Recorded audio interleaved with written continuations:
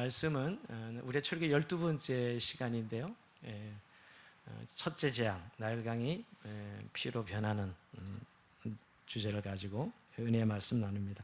드디어 오늘 이 본문이 여러분 10가지 재앙의 시작입니다.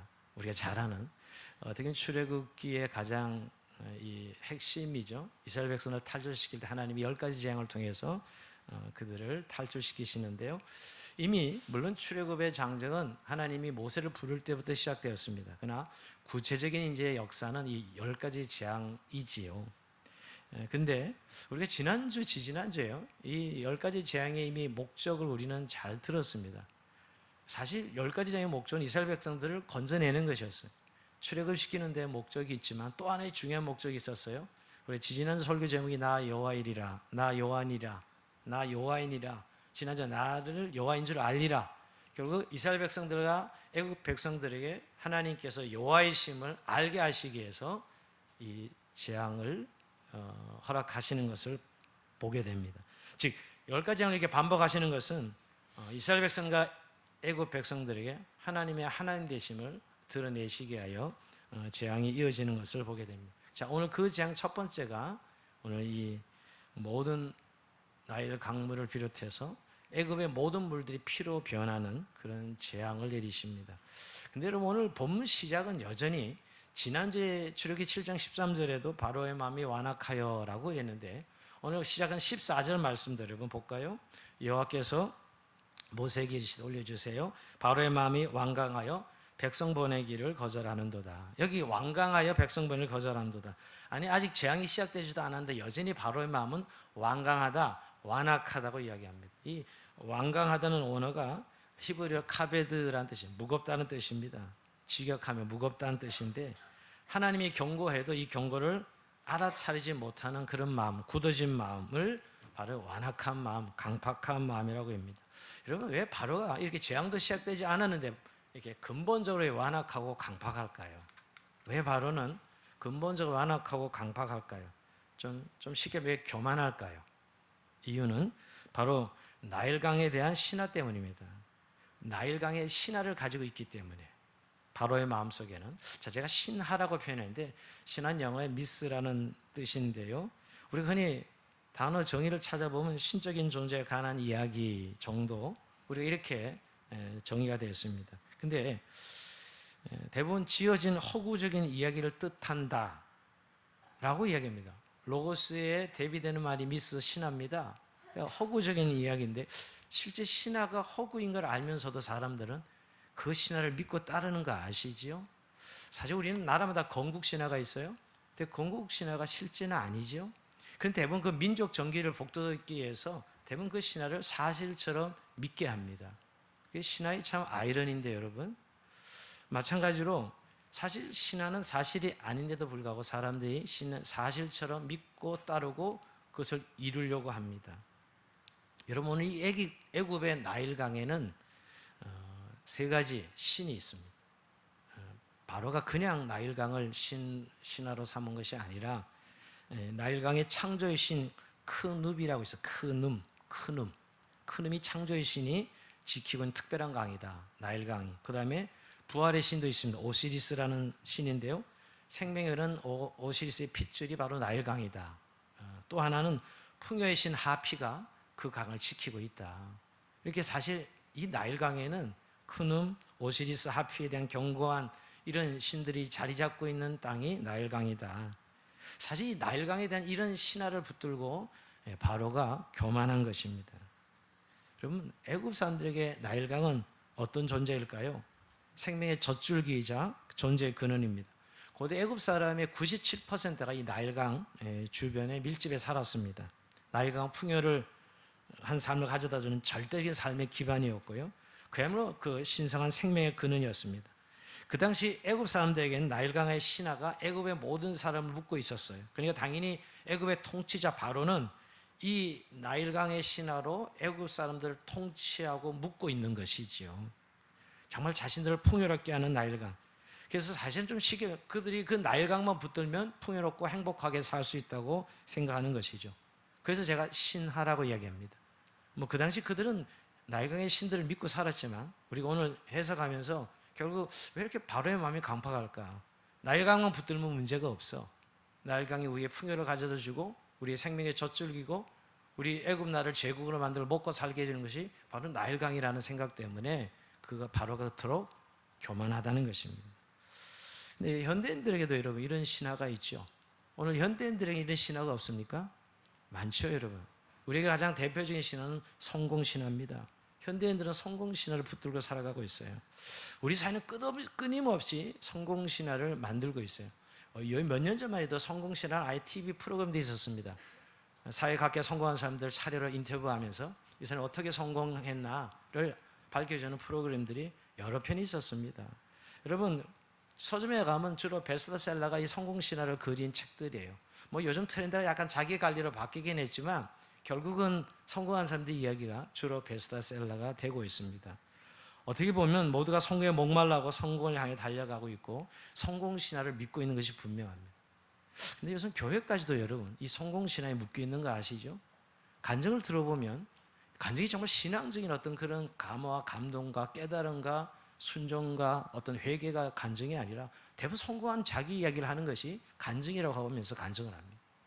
교회도 영향을 받은 거죠. 성공신의 영향을 받고 성공 이야기, 잘된 이야기 이런 이야기에 주종을 이루는 것을 보면 정말 현대인들은 요새 성공신화를 따르고 있다고 생각합니다. 저는 우리가 학창시절에 현대 자동차 신화, 현대 자동차 신화, 삼성의 반도체 신화 그런 이야기 많이 듣지 않습니까? 요즘 신화가 여러분 아시죠? 토스의 신화 아십니까? 금융업을 일으키고 있는 전자금융. 또 쿠팡의 신화 아십니까? 스타벅스의 신화를 아세요? 스타벅스는 세워지면 장사가 잘 된다.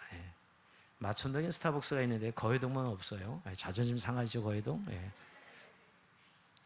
스타벅스의 신화가 있습니다. 사람들은 이 신화를 믿고 있는 것 같아요, 지금은요. 거의 브랜드화되고 신화가. 근데 저 쿠팡을 보면 여러분, 그래서 쿠팡 물류센터 불러가지고 지금 소방관 한 사람도 순직하고 어제 보니까 그 쿠팡의 의장이었던 김범석 씨가 조문하는 뉴스도 올라가 있는데요. 정말 이건 정말 이런 신화를 사람들은 지금 따르고 있는 것 같아요. 여러분 쿠팡이 얼마 전에 뉴욕에 상장했잖아요. 그 시가가 얼마인지 아세요? 880억 5천만 달러인데 한국 돈으로 바꾸면 약 100조 4천억 100조 4천억의 상장가가 올라갔어요. 여러분 이것은 우리나라 기업 중에 삼성전자 다음은 두 번째 시가입니다. 여러분 쿠팡이. 유통업체도 이럴 수가 있구나 하는 것을 아마 사람들이 굉장히 놀라워합니다. 사실은 2012년도에 쿠팡이 시작되었는데요. 사실 쿠팡이 이렇게 사람들에게 이슈가 된 것은 역시 로켓 배송입니다. 2014년 로켓 배송을 시작하면서 쿠팡이 완전히 성장하게 되었지요. 사실 이 김범석 씨는 미국 국적자예요. 한국 사람이 국적은 미국 국적인데 지금 쿠팡의 신화가 여기저기서 제가 이렇게 글이나 책을 보게 됩니다. 근데 우리는 이런 신화에 열광해요. 또 이런 신화를 계속 만들 수 있다고 부추기고 있는 세상이 오늘 우리가 살아가고 있는 세상입니다. 근데 여러분 그런 세상의 성공 신화를 이야기하지만 우리도 좀 신화 한두 개는 붙들고 있죠. 어떤 신화를 우리는 붙들고 있어요? 요즘 많은 사람들이 돈만 있으면 행복해. 한국 사회는 돈만 있으면 다 할 수 있어. 선교사들 이야기입니다. 한국에 오니까 돈만 있으면 다 할 수 있네요. 아프리카는 돈이 있어도 못하는 게 너무 많은데 돈만 있으면 다 되네요. 성공 신화 일종의 이런 신화를 가지고 돈 있으면 행복한 거야. 마치 돈이 하나님처럼 다 할 수 있다고 생각하는 것이죠. 그래서 비트코인의 신화, 비트코인을 가지면 행복할 수 있다고 생각하고 거기에 막 몰려들고 있는데 어제 보니까 $60가 휴지 조각이 됐다고 어제 뉴스에 뜨고 있습니다. 이런 것이 신화입니다, 사실. 권력의 신화 한계쯤이다. 내가 높이 올라가면 다른 사람을 지배할 수 있고 행복해질 거야. 권력의 신화를 사람들은 추구하고 있습니다. 요즘 대통령 선거 이제 얼마 앞두고 있는데요. 올 연말에는 내년이 내년 초죠. 근데 우리나라 대통령 하고 나면 늘 이렇게 감옥에 가잖아요, 그죠? 늘 감옥에 가는데도 저렇게 오늘도 한 20여 명이 넘더라고요. 제가 이렇게 은근 숫자 세어보니까 대통령 출마하겠다는 20명이 넘더라고요. 그래서 대통령직이 좋긴 좋은가 보다. 대통령이 늘 감옥에 가도 난 또 좋은 대통령이 될 수 있다고 저렇게 나선 거 보면 참 권력이라는 게 참 신화구나 하는 생각을 하게 됩니다. 근데 우리 한국 요즘 여러분 여성들에도 신화가 있는 거 아죠? 미모의 신화, 이쁘면 다 가질 수 있어, 뭐 이런 신화를 가지고 있더라고. 이쁘기만 하면 난 다 가질 수 있어, 뭐 이런 신화를 믿고 있는 것 같아요. 지금 한국의 이 미모의 열풍이 막 불같이 일어나고 있습니다. 저는 이런 것들이 신화다라고 합니다. 사실 신화는 엄밀히 말하면 허구인데 사람들은 진짜 사실처럼 현실처럼 받아들인다는 거예요. 몇몇 사람들이 이루는 그 신화의 모습을 보면서 마치 자기도 그런 신화를 만들 수 있다고 착각하는 것이죠. 근데 여러분, 신화를 이루어서도 행복하지 않은 사람이 대부분입니다. 사실은 오늘 나일강을 생각해 보세요. 나일강은 하나님께서 이들에게, 애굽 사람들에게 나일강을 통해서 축복하신 것이잖아요. 우리가 그래서 엄밀히 좀 교리적으로 하면 이걸 일반 은총이라고 합니다. 일반 은총이죠. 은혜죠. 하나님께서 심판 때까지 일반적인 은총을 모든 죄인들에게도 허락하십니다. 하나님이 해를 악인에게 선인에게 비추게 하시고 의로운 자나 불의한 자에게 다 비를 주시죠. 그런데 이 바로는 이런 하나님의 일반 은총을 절대시하고 우상화하면서 자신의 신화로 삼고 있는 거예요. 이 나일강을 말이에요. 근데 때때로 하나님이 이럴 때 이 은혜를 거두어 가심으로 이 모든 것이 하나님의 것임을 주장할 때가 있죠. 오늘 여러분, 바로가 신화처럼 여긴 이 나일강을 피로 만들어 버림으로 하나님께서 자신의 주권을 분명히 드러내십니다. 나일강이 그렇게 젖줄이었고 생명이었는데 완전히 못쓰게 만들어 버림으로 하나님의 주권자이심을 분명히 하십니다. 여러분, 바로가 나일강을 얼마나 사랑하는지 아시죠? 오늘 본문에 보면 15절에 그 내용이 나옵니다. 나일강은 사실 바로는 예배합니다. 15절 보면 이런 말씀이에요. 아침에 너는 강가에 가서 그를 맞으며 아침에 너는 바로에게로 가라. 보라, 그가 물 있는 곳으로 나오리니. 자, 여기 바로가 물 있는 곳으로 나온다는 거예요. 아침 일찍이 바로가 왜 나일강을 갈까요? 목욕하러요? 아닙니다. 지금 바로가 아침 일찍이 나일강을 찾는 것은 예배하러 가는 것이에요. 그들에게 나일강은 신이었어요. 제가 신하라고 표현하는 것이지 오늘 바로에게 나일강은 신이었습니다. 그래서 예배하러 간 것이죠. 이것은 수백 년간 애굽에 내려온 전통이었고 바로 왕의 정통성을 강화해 주는 행위였습니다. 그런데 오늘 하나님이 모세를 보내어서 바로가 예배하는 대상은, 즉 나일강을 예배하는 것은 참된 신이 아니고 오직 여호와 하나님만이 참 하나님이심을 알게 하려는 것이 오늘 이 나일강을 피로 만드는 재앙의 이유입니다. 여러분, 하나님께서 이 나일강, 즉 바로가 믿고 있는 이 나일강의 신화를, 어떻게 거짓 신을 완전히 한순간에 무너뜨리죠. 오늘 17절 18절이 바로 그 말씀입니다. 여호와께서 이같이 이루는 네가 이로 말면 나를 여호와인 줄 알리라. 볼지어다 네가 내 손에 지팡이로 나일강을 치면 그것이 피로 변하고 나일강의 고기가 죽고 그 물에서는 악취가 나리니 애굽 사람들이 그 강물 마시기를 싫어하리라 하라. 퍼포먼스를 하게 되면 나일강을 지팡이로 치라고 이야기해요. 이게 굉장히 퍼포먼스거든요, 여러분. 그냥 뭐 말씀으로 할 수도 있는데 지팡이로 나일강을 치라는 것이죠. 여러분, 그 나일강을 친다는 것은 그 배후를 장악한 애굽의 신들을 공격한다는 것이에요. 애굽이 절대적으로 붙들고 있고 섬기고 있는 나일강의 신들을 공격해서 이들의 무력함을 천하에 폭로하겠다는 하나님의 의지가 담겨져 있습니다. 그래서 참되신 하나님이 누구인지, 여호와 하나님이 누구이신지를 드러내기를 원하시는 것이죠. 하나님 이것을 통해서 이스라엘을 번역해서 요구하신 하나님이 과연 어떤 분인지 바로에게 알게 하실 것을 말씀하신 것이죠. 그러면서 여러분, 오늘 20절 21절에 보면 명령대로 이제 나일강을 치니까 그 물이 피로 변하고, 피로 변할 뿐만 나일강의 고기가 다 죽어버리고 그 물에서 악취가 나고, 그래서 절적 한 방울도 먹을 수 없는 물로 바뀌게 됩니다. 애굽의 온 물은 피로 변하는 거예요. 자, 오늘 성경 자세히 보면은 나일강의 물만 피로 바뀐 게 아니라 애굽에 있는 모든 물은 다 피로 바뀝니다. 애굽에 있는 모든 물은 다 피로 바뀌는 거예요. 나일강이 그들이 젖줄이었기 때문에 상징적으로 말씀하신 것이고요. 애굽의 모든 물들이 피로 변하게 됩니다.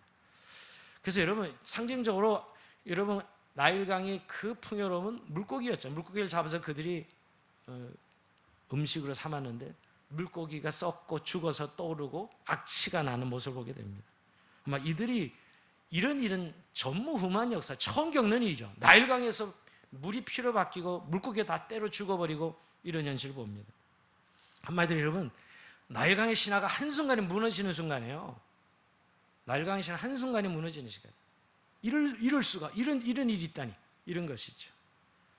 도대체 어떤 신이기에 이런 역사를 일으킬 수 있는가, 이런 생각을 하게 하는 것입니다. 근데 여러분 좀 재미있는 내용이 있는데, 여러분 나일강에 악취가 난다는 이 표현이 있죠. 이 나일강에 악취가 난다는 표현이 이미 출애굽기 5장 21절에 이미 한번 말씀하신 것이에요. 여러분 우리가 출애굽기 5장 21절에 이 말씀이 나옵니다. 올려줘 보세요. 그들에게 이르 너희가 우리를 바로의 눈과 그의 신의 눈에 미운 것이 되게 하고, 이게 미운 것이 되게 하고, 이 언어가 악취가 나게 하고랑 같은 언어예요. 어원이 같아요. 그러니까 여러분 이게 지금 이 말씀이 뭐냐면, 이스라엘 백성들이 모세가 가서 이스라엘 백성을 내보내 달라 그러니까 바로가 이런 것들이 있으면서 더 노역을 가중시키잖아요.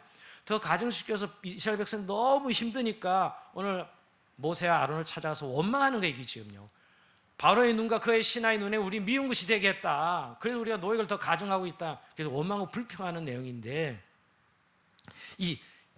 오늘 이 악취가 난다는 표현이 이 미운 것이 되게 하랑 똑같은 어원이라는 거예요. 뭐냐면 결국은 여러분, 바로는 이스라엘 백성을 악취 나는 존재로 여겼는데, 하나님이 나일강을 피로 만들자마자 악취가 나는 것은 애굽 제국이라는 거예요. 이스라엘 백성들이 아니라 애굽 제국의 만천하에 악취가 드러나는 그 본래 모습이, 즉 하나님이 은총을 거두어 가자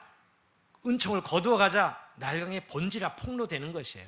이게 악취가 나 미운 것이 되게 했다는 것이죠.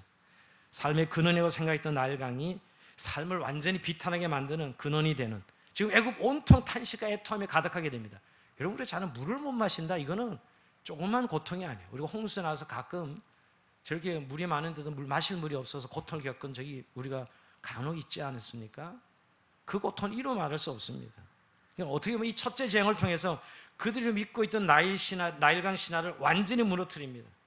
날마다 마시던 물을 마실 수 없게 되었고, 그 자랑하는 물이 그들을 두렵게 하였으며 보기조차 두려운 대상이 되게 만드셨습니다. 여러분, 자, 이걸 보면서 여러분, 하나님이 한순간에 이들의 나일강의 신화를 무너뜨리는 것이에요. 여러분, 우리가 가진 세상의 현대의 성공신화도 이런 면이 있는 거 아시죠? 여러분, 성공신화를 보면 그렇게 부추기지만 이 성공신화를 이룰 수 있는 사람은 극히 한두 명의 소수의 사람이에요. 그리고 그 소수의 사람들이 이뤘다고 하지만 이룬 사람들이 정말 행복한가? 행복하지 않습니다. 그 희루기에서 그 수많은 희생으로 인해서 골병 들고 망가진 사람이 얼마나 많고, 그의 가족들이 다 망가지고, 이런 성공신화를 우리는 종종 보게 됩니다. 그래서 오히려 그 성공신화로 인해서 절망에 빠진 사람들을 보게 되지요. 그리고 오히려 성공신화를 이룬 다음에 타락하고 망가진 사람들의 이야기를 종종 듣게 돼요. 사실 여러분, 우리가 나일강이 이렇게 풍요로웠던 것은 정말 하나님의 은혜와 축복이었어요. 하나님의 일반청이었습니다. 근데 이들은 한 번 더 이것에 대한 감사와 창조의 하나님을 기억하기보다는 결국 그것을 우상화하고 자기 신화로 삼았던 것이죠. 이 하나님이 주신 은총을 창조 질서대로 순종하고 거기에 감사하기보다는 자기 신화를 만들어서 우상을 만들고 우상을 경배하고 숭배하는 이런 일들을 했던 것입니다. 근데 여러분, 이렇게 지금 나일강의 신화가 무너졌는데도 불구하고 바로의 반응은 어떻습니까? 바로의 반응, 우리 같으면 금방 이렇게 믿었던 나일강이 무너진 걸 보니 회개하고 돌이켰을 만한데, 바로는 자기의 생각이 교만했던 걸 깨닫고 두려운 마음으로 하나님께 순종을 결심한 것이 아니라 더욱 강팍해져서 하나님 말씀을 묵살합니다. 이거 웬일입니까? 근데 그렇게 할 수 있는 뭔가가 있었어요. 여러분, 오늘 눈앞에 벌어진 역사를 애써 부정하고 또 외면할 수 있는 어떤 근거를 마련해 주는 사람들이 있었습니다. 누구들이죠? 바로 애굽의 술사들이에요. 애굽의 마술사들입니다. 자, 22절 볼까요? 애굽 요술사들도 자기들의 요술로 그같이 행함으로 바로의 마음이 완악하여 그들의 말을 듣지 아니하니 여호와의 말씀과 같더라. 여기 요술이라고 표현하고 있어요. 일부러. 요술은 비밀스러운 방식이라는 뜻입니다. 즉, 비밀스러운 방식이라는 뜻은 눈속임이라는 것이에요. 눈속임으로 바로 앞에 물이 피가 되는 요술을 행한 것입니다. 그럼 지금 이 마술도 여러분 눈속임인 거 아시죠? 빠른 눈속임이에요, 사실.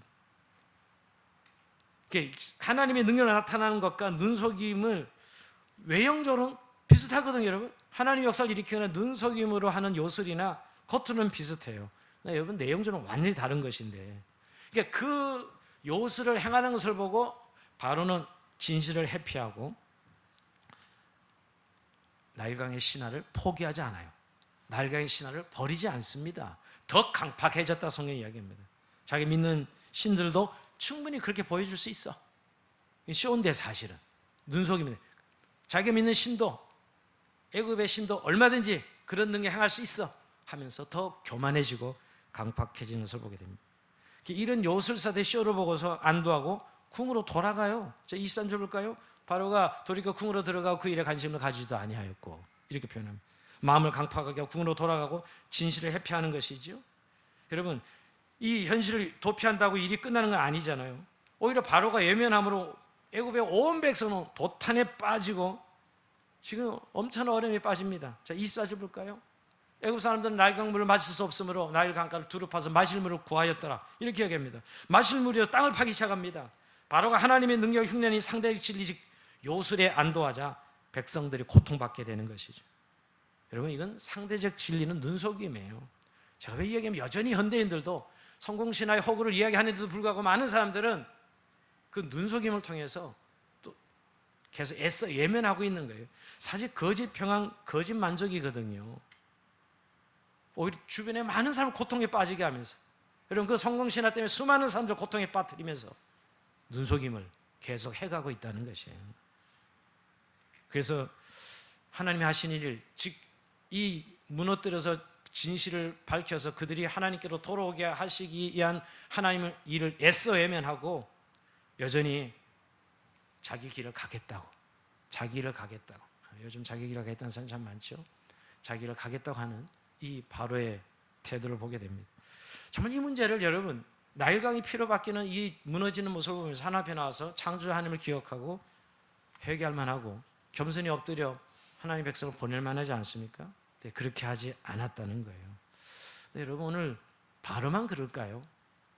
현대인들은 얼마나 하나님의 주권과 역사에 대해서 인정할까요? 여전히 저는 현대인들도 이 바로처럼 자기 신화를 놓지 않고 하나님의 역사와 주권을 회피하고 있습니다. 예를 들면 수많은 자연재해가 일어나면 뭐 자연의 현상이다, 이렇게 이야기하죠. 그죠? 자연 현상이다. 또 요새 정말 상상할 수 없는 범죄들이 일어나고 있어요. 뭐 그러면 사회가 복잡해서 이런 일이 일어나고 있다, 이 정도로 해석하고 더 이상 이야기 안 합니다. 누구도 여러분 하나님의 경고요, 시대의 경고입니다 라고 하면 벌떼처럼 달려들어서 공격하는 시대가 오늘의 시대예요. 그렇지 않습니까, 여러분? 요새는 이 교회 설교까지도 이 세상에서 방송 따가지고 목사가 코로나를 하나님 심판이라고 설교한다 이래가지고 벌떼처럼 공격하게 하죠. 여러분, 하나님의 경고요, 하나님의 심판이라고 하면 아주 비난을 면할 수가 없는 시대에 우리가 살고 있습니다. 그냥 자연 발생적이다, 우연이다, 이렇게 해석합니다. 그냥 환경을 잘못 다스려서 이런 재앙, 환경을 잘못 따라서 이 정도까지는 이야기를 해요. 근데 여러분, 근본적인 건 뭐예요? 근본적인 것은 결국 창조주를 어거뜨리고 하나님을 인정하지 않는 것이거든요. 이 지금 바로가 자기 신화를 붙들고 있어서 그 정도 우리도 할 수 있어 하면서 지금 창조주 여호와 하나님의 역사하심을 부정하는 것이죠. 근데 이건 여러분 초대교회 때도 있었던 거예요. 초대교회 때도 이런 베드로서 3장 5절 한번 보면 이런 말씀이 있습니다. 이는 하늘이 예적부터 있는 것과 땅이 물에서 나와 물로 성립된 것도 하나님 말씀으로 된 것을 그들이 일부러 이지함이로다. 이제 하나님의 창조 기사를 사람들이 인정하지 일부러 이지를 한다는 거예요. 2000년 전 이 초대교회 때도 그랬다는 거예요.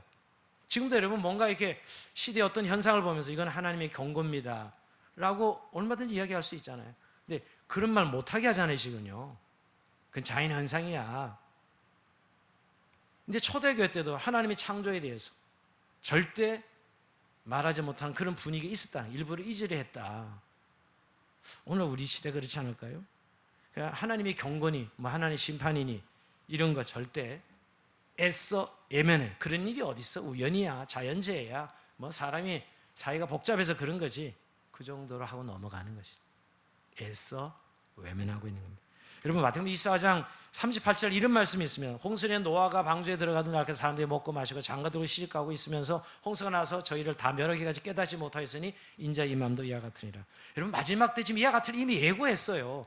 마지막 때는 절대 하나님의 진노니 하나님의 경고니 너무너무 둔감한 시대예요. 그런 일이 어디 있어? 그러다 마지막 날이 온다는 거예요, 사실은요. 왜? 갈수록 사람들이 이런 이야기 듣기 싫어하거든요. 애써 예면하는 거예요. 지금 바로처럼 여러분 관심도 가지고 그냥 자기는 자기 궁으로 돌아갑니다. 백성들 저렇게 고통당하는데 외면한다고 창조 질서가 하나님 역사하심이 어디에 사라지는 거예요? 그렇지 않잖아요. 사실 이 생각에는 바로는 나일 강물이 피가 된 것은, 재앙이 된 것은 하나님께서 온 것이 아니라 그냥 모세의 마술이다, 그 정도지. 자기가 마술 행하여서 피로 만들었으니까 모세의 마술이다 정도 생각한 거겠죠. 그리고 설사 여호와 하나님의 능력이라 할지라도 그 능력이 우리나라 마술사들도 그 정도 모방할 수 있어, 그 정도 할 수 있어 라고 생각하니까 하나님께 대항하는 것이죠. 모세의 마술, 모세가 믿는 하나님 과연 어느 정도 되겠냐 하면서 버티고 있는 것입니다. 제가 왜 얘기를, 오늘 시대 정신이 그래요. 지금도 여러분 이런 신앙적인 종교적인 이야기하면 사람들은 막 인상을 쓰는 시대에 우리가 살고 있어요. 여러분, 우리가 정말 하나님의 말씀의 진리를 믿고 그것을 따르고 있는 자인지, 아니면 그냥 이 세상에 이 지금 애써 애면하고 있는 이런 시대 분위기 속에서 우리가 여전히 그 신화를 쫓아가고 있는 사람들에게 동조하며 살아가고 있는지를 돌아봐야 됩니다.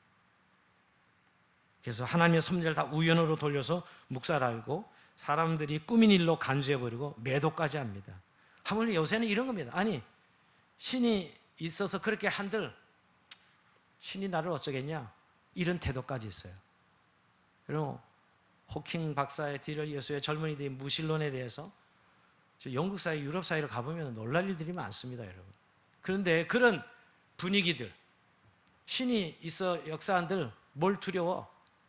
이렇게 대놓고 이야기하는, 물론 신이 없다라고 이야기하죠, 여러분. 지금 바로의 태도가 자기 신화를 붙들고 결국 여호와 참되신 하나님을 인정하지 않고 부정하는 그런 태도라는 것입니다. 그러나 여러분, 사람이 하나님의 명령을 두려움으로 순종하거나 거역하거나 묵살하는 것은 그 사람이 자유입니다. 하나님이 인간에게 자유를 주셨으니까. 그러나 그 다음은 분명히 문제가 있습니다. 하나님 모든 사람의 행위에 대해서 선악간에 심판하신다고 말씀하고 있습니다. 자, 전도서 12장 14절 같이 읽어볼까요? 이건요, 시작. 하나님은 모든 행위와 모든 은밀한 일을 선악간에 심판하시니라. 아멘. 순종하나 거역하고 묵살하는 건 자기 자유지만 그 뒤에 진리에 따르는 심판은 반드시 있다라고 성경은 말씀하고 있습니다. 여러분, 사람들은 왜 이런 것을 인식하지 못할까요? 정말 하나님 대한 무지입니다. 하나님 대한 무지예요. 사람들 요즘 시대는 과학은 알아요. 사실은 사회학도 압니다. 근데 여러분, 과학도 알고 사회학은 아는데 세상의 자연 법칙과 도덕률을 만들어주시는 하나님을 알지 못해요. 그 안에 도덕률에 담기시는 하나님, 자연 법칙에 대한 하나님은 몰라요. 그 현상으로만 학문적으로는 이해는 하지만 그게 당시 하나님을 알지 못합니다. 한마디로 여러분, 하나님 손바닥 위에 살면서 그분의 손이 너무 크기 때문에 제 눈에 하나님이 보이지 않는 것이죠, 여러분. 그래서 시편 기자는 하나님 없다 하는 자가 인생의 가장 어리석은 자다, 이렇게 성경은 표현하고 있는 것입니다. 사실 결국 여러분이 지금 이 현대는 신의 자리를 인간이 꿰차고 결국 인간이 신의 자리에서 모든 활동을 하고 있는 거예요. 그 오늘 우리가 살아가고 있는 이 시대입니다. 여러분, 이런 무신론 시대, 세속화 시대에 살면서 오늘 그리스도인들이 오늘 이 지금 나일 강물 하나님 이렇게 자연재해나 어떤 역사를 무너뜨릴 때 지금 하나님의 경고요 라고 우리가 말하고 그것에 따라 우리가 정말 하나님 앞에 바르게 살아가는 그런 그리스도의 삶을 살고 있는가 하는 것이에요. 이건 인간이 하나님에 대한 최악의 무지이며, 또 하나 여러분, 인간이 하나님을 대항하는 건 쓸데없는 자존심이죠. 여러분, 사람이 자기의 존엄을 지키는 것은 교만이 아니라 생명의 역사의 주관자 하나님을 인정하는 것이 가장 사람의 존엄을 지키는 거예요. 사람이 사람됨을 회복하는 것은 하나님의 창조신 하나님을 인정하고 믿는 것이지, 그것을 대항한다고 해서 그것이 자기가 똑똑하다든지 잘남이 드러나는 것이 아닙니다. 오늘 현대는 지금 이렇게 가고 있는 우리 세상 속에 살고 있습니다. 그리고 바로는 더 완악하고 강팍해졌다. 오늘 현대의 성공신화에 매료된 현대인들이 더 완악하고 강팍해진 것과 다르지 않습니다. 오늘 말씀 마무리합니다. 여러분, 오늘 바로처럼 우리는 날강의 신화를 혹시 우리는 따르고 있지는 않습니까? 그래서 하나님 앞에는 교만한 인생을 살고 있지는 않습니까? 그리스도인들은 세상의 성공의 신화를 따르고 살아가는 자들이 아닙니다. 세상 사람은 성공 안 하고 성공 신화를 따르죠. 그러나 그리스도인들은 성공 신화를 믿고 따르는 것이 아니라 하나님을 믿고 의지하는 신앙을 따르는 자들입니다.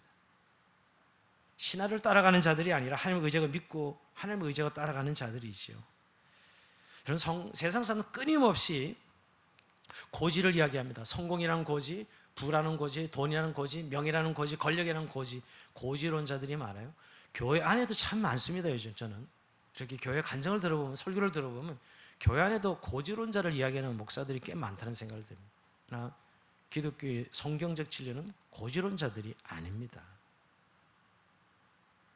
정말 참된 성공은 신화가 아니라, 그런 성공 신화를 따르는 것이 아니라 하나님 믿고 의지하는 삶이라는 거예요. 여러분, 성공이 결국 신화가 되면 성공을 예배하거든요. 여러분, 사람들이 돈이라는 신화를 따르면 돈을 예배하거든요. 권력을 신화로 삼는 사람은 권력을 예배하게 되는 거거든요. 오늘 성경은 하나님을 예배하는 것이 참된 성공이라고, 참 인생의 본분이라고 이야기합니다. 오늘 하나님께서 이스라엘 백성들을 건져낼 때 바로에게 가서 이렇게 이야기합니다. 자, 16절이 그 내용인데요. 그에게 이르기를 히브리 사람이 하나님 여호와께서 나를 왕에게 보내 이르시되 내 백성을 보내라. 그러면 그들이 광야에서 나를 섬길 것이니라 하였으나 이제까지 네가 듣지 아니하였다. 여기 보면 여러분, 자, 바로를 찾아가서 이스라엘 백성을 내 백성이라고 먼저 이야기합니다. 그리고 왜 강야에 보내게 한다는 거예요? 나를 섬기게 할 것이다. 즉, 이 섬긴다는 건 원어로 보면 예배한다는 거예요. 하나님을 예배하기 위해서 이스라엘 백성을 출애굽시키는 거예요. 내 백성이 되었으니 내 백성을 예배하기, 하나님을 예배하기, 하나님을 섬기게 하기 위해서 출애굽시킨다는 거예요. 자, 여기서 여러분, 우리 인생의 목적과 우리의 참된 성공이 뭔지가 여기 나와 있는 거예요. 하나님의 백성의 성공, 참된 성공은 하나님을 예배하는 데 있습니다. 그래서 하나님을 믿고 의지하고 따르는 것, 그게 성공적인 삶이에요. 고지가 아니라. 노예 상태에서 이들을 건져내셔서, 이들을 건져내신 이유가 뭐냐고요? 하나님을 섬기게 하려고. 그 섬김이 예배죠. 예배. 이게 자기 백성을 구원하신 이유입니다. 그러니까 예배를 모른다는 건 참된 성공을 모르는 것이요, 참된 행복을 모르는 것이에요. 하나님 백성은 말입니다.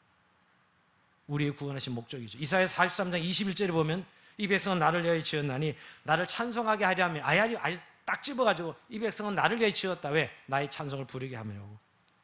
그리스도인이 참된 성공은 성공 신화가 아니라 예배라는 사실. 또 하나, 그리스도인의 성공은, 참된 성공은 섬김입니다. 여러분, 예수님께서 이 땅에 오셔서 우리에게 수없이 말씀합니다. 사람을 섬기는 것이 가장 큰 우리의 목적이라고. 여러분, 마가복음 10장 44절 45절에 보면 너희 중 누구든지 으뜸이 되고자 하는 자는 모든 사람의 종이 되어야 하리라. 이거 참 너무너무 역설이 아닙니까? 정말 으뜸이 되고자 하는, 가장 성공하려면, 너희가 그리스도인이 정말 성공하려면 모든 사람의 종이 되어야 하리라. 인자공은 성의를 받으려 함이 아니라 도리어 섬기려 하고 자기 목숨을 많은 사람의 대성물로 주려 함이니라. 여러분, 성경의 성공은 섬김이에요. 성경에서는 섬김이라고 말씀하고 있습니다. 여러분, 오늘 바로처럼 우리는 나일강의 신화를 붙들고 살아가고 있지는 않습니까? 그래서 나일강을 예배하는 수준, 이 세상에 우리 그런 신화들, 아까 제가 말한 돈의 신화, 권력의 신화, 미모의 신화, 이런 것들이 우리가 그것을 예배하는 삶을 살고 있지는 않습니까? 오늘 그리스도인들은 하나님의 영광을 위해 살아가는 삶, 그게 가장 성공적인 삶이고요. 결국 그것은 하나님 앞에서 사는 삶이 코람데오입니다. 코람데오. 우리가 하나님 앞에 살아가는 삶이 가장 행복한 삶이에요. 성공적인 삶입니다.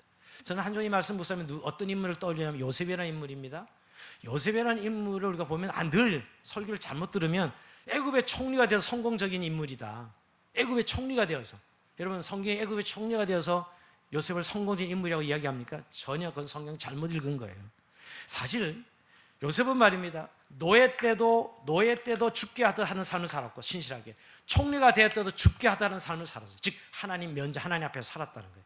그가 성공적인 인생을 산 것은 애굽의 총리가 된 것이 아니라 하나님의 앞에서, 하나님 면전에서 하나님 앞에 살았고, 언제나 죽게 하듯, 노예 때도 그랬고 총리 때도 그랬고 언제나 변함없이 죽게 하듯 했다는 것이에요. 그게 바로 요셉의 삶의 성공적인 삶이라고 성경이 말하고 있는 것입니다. 하나님 영광을 살아가는 삶, 하나님 앞에 살아가는 삶, 죽게 하듯 하는 삶이 진정한 그리스도인의 성공적인 삶이라는 거예요. 우리가 다시 한번 우리에게는 이런 바로처럼 날강의 신을 붙들고 교만해하지 있지는 않냐고요. 통장에, 또 집에, 또 자식에, 이런 눈에 보이는 세상사의 신천을 붙들고 이런 것들에 우리가 붙들려서 참되신 하나님을 믿고 따르는 삶이 가장 행복하고 가장 성공의 인생을 우리가 놓치고 있지는 않은지요. 여러분, 우리가 신하를 따르고 있는지 신앙을 따르고 있는지 글자 하나 차이지만 하늘과 땅 차이. 신앙을 따르는 자는 겸손히 하나님을 의지하고 믿고 섬기는 행복을 누리는 사람들이고요, 신하를 따르는 사람들은 결국 헛된 신에게 경배하고 결국 절망으로 빠뜨리는 길을 달려가는 인생을 살게 됩니다. 오늘도 여러분, 성공신화를 버리고 하나님 된 신앙으로 다시 한번 하나님의 은혜 능력을 체험하는 저 여러분 삶이 되길 주 이름으로 축원드립니다. 자, 우리 찬송하면서 주님 앞에 기도의 시간 나가